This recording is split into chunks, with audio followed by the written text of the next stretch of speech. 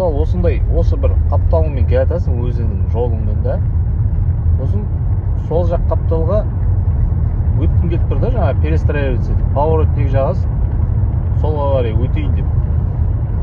Себебі алдыңда уже поворот солға болып тұр, саған солға бұрылу керек. А сен келатқан полосамен болмайды мысалға. Поворотник жағы енді мына жаққа өтейін десең өткізбейді ғой ешкім сені, бар ғой. Ё-май, не деген жадность та, не деген сараңдық та ол. Мысалға деген өткізе қоюға болады ғой, субханалла. Тіке баса бер, ары қарай тіке өтіп кетті, сосын ана жақтан разворот жасап кел деп ойлай ма екен адамдар. Білмеймін, мен өз басым өткізем. Себебі сен оны өткізбесең, ол қазір тікеге тік қалады. Может, ол білмей қалған шығар поворот екен.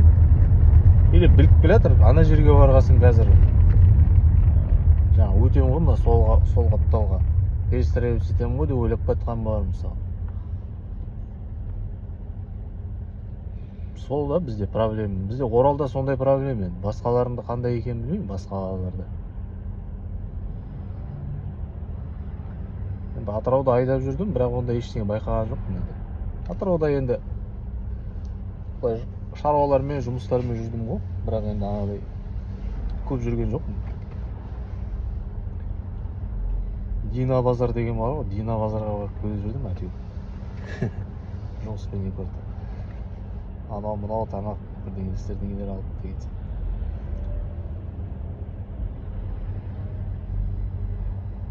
Бізде сондай проблема, бізде Оралда. Мен енді Самара мен екі ортада бұрын осыдан неше жыл бұрын енді 8 жыл бұрын болып қалды ғой енді.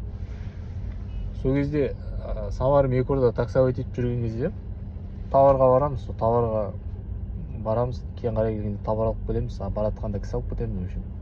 Сөйтіп жүрген кезде Самарада постоянно жүрдік. Самараны аралаймыз, анда барамыз, мында барамыз. Сол кезде ояқта деген бар ғой, поворотник, мысалы өзіңнің жолыңмен кетсің да, сол қапталдағы жолға түсейін деп поворотник жағасың ғой енді. Себебі саған қазір ана жерде солға бұрып кету керек деген сияқты. Поворотник жақтың ба, арттағы машина автоматически жайлайды.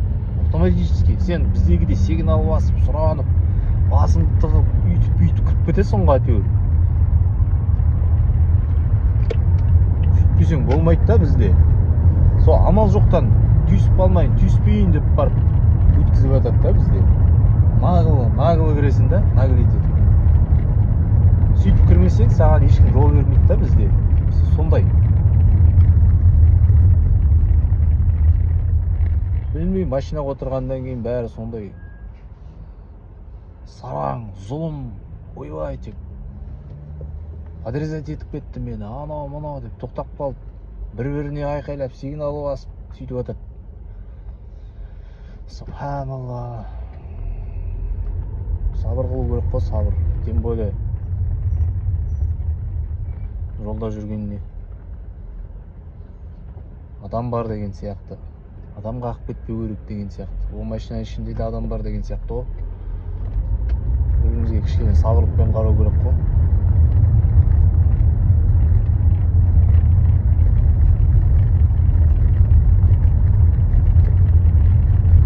Бізде сондай проблема. Сендерде қалай?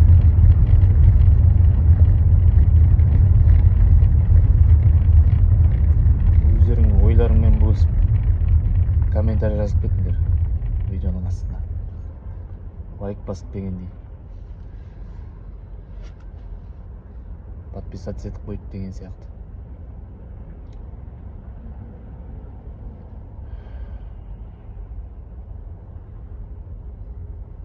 Жалпы негізі осындай жалпы енді видео түсіріп жаңағыдай ютубқа салып, инстаграмға салып там көрем ба дегенім ғой. Күнде адамдармен сөйлесем, ана неше түрлі темаларға, неше түрлі қызықтар болып жатады, адамдардың ойлары әртүрлі ғой енді. Сондай ойлармен бөлісейін деп қой өзімше. Осындай таксидегі қызықтардың бәрімен бөлісейін деп қызық жағдайлармен бөлісейін деп.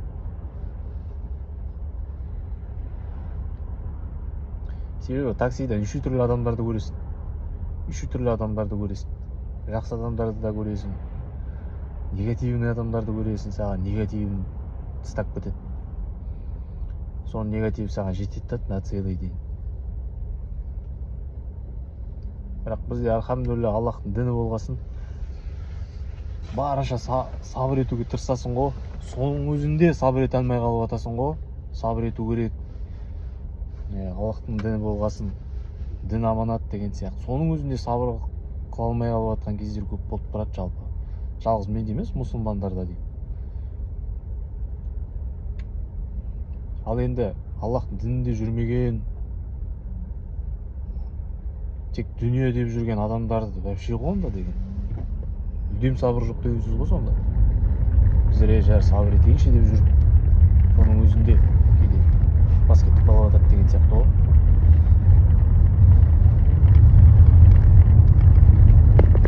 Аллах тағала бәле-жаладан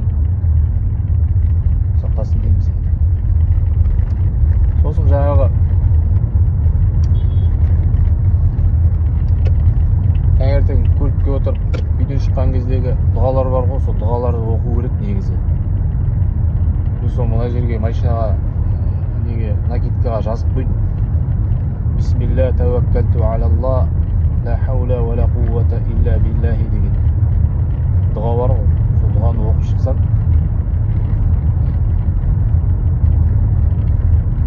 пайғамбарымыз саллаллаху алейхи уассалам айтқан хадистері ғой енді бізге.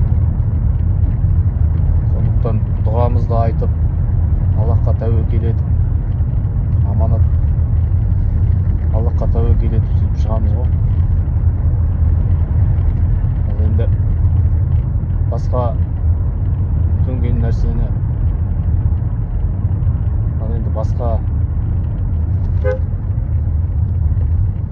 мына кішкентай боламын. 3-4 оқитын бала жолдан өтейін деп тұр. Ата-аналар айтпайтын болып тұр. Пешеходтан өт, балам, ертең машина қағып кетеді деп жолдан жүгіріп өтіп жатыр. Мын жақта шұпаласа, былай қарағанда ана жолдан өтуді айтамын ғой.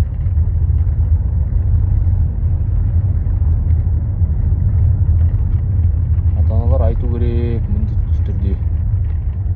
Балам, пешеходтан өт, светофордан өт, жолдан жүгіріп өтпе деп.